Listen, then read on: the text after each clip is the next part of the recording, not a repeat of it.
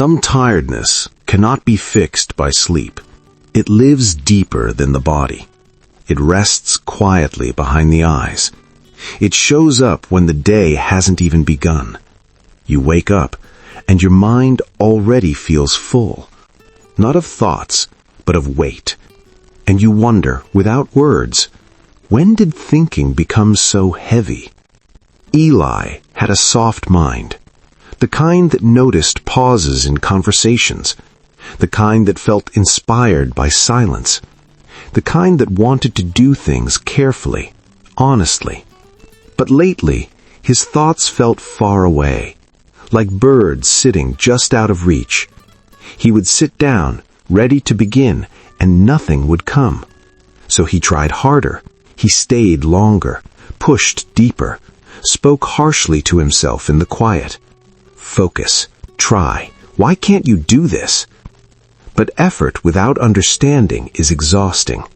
And slowly, his mind began to close its doors. One afternoon, Eli stopped. Not because he finished, but because he couldn't continue. He left his work behind and walked with no direction, no music, no distraction, just footsteps and breathing. On that bench sat an old man. He wasn't doing anything important, just sitting, just being, as if time moved more slowly around him.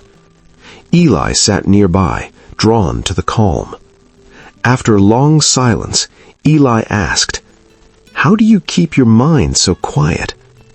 The man smiled gently and said, "I let it rest before it gets tired." The words didn't demand attention, they waited.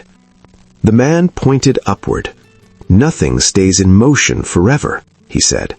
"Not the birds, not the waves, not the heart. Your mind works the same way. It rises, then it needs to fall." That night, Eli searched not for solutions, but for understanding. And there it was. The mind works in gentle cycles. About 90 minutes of clarity, followed by a need to rest. Not a flaw, a kindness built into us. The next day, Eli made a different promise. Not to finish everything, not to be impressive. Only this: I will listen. 90 minutes of focus, then rest. No guilt, no rush. At first, nothing happened. Then, his thoughts softened. Ideas didn't shout, they whispered. Time didn't disappear, it slowed. And for the first time in weeks, thinking felt gentle again. When the 90 minutes ended, Eli stopped, even though he wanted to continue. This was the hardest part. Stopping before exhaustion, resting before collapse. But something inside him exhaled. He didn't fill the space with noise. He let it be empty. And in that emptiness, his mind repaired itself quietly, like a wound finally given air. Days passed. Eli didn't become faster. He became lighter. He worked less, but felt more alive. Focus stopped hiding from him. It began returning on its own. Eli realized something painful and beautiful. His mind was never weak.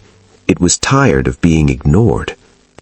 If your thoughts feel heavy, if focus slips away the moment you reach for it, maybe your mind isn't failing you. Maybe it's asking to be treated gently. Once a day, give your mind 90 minutes of full attention, then give it rest. Not to become more productive, but to feel whole again. Your mind is not a machine. It is a living rhythm. Listen to it, and it will carry you further than force ever could. If this helped you feel calmer, subscribe for more stories like this, and share it with someone whose mind could use a little rest today.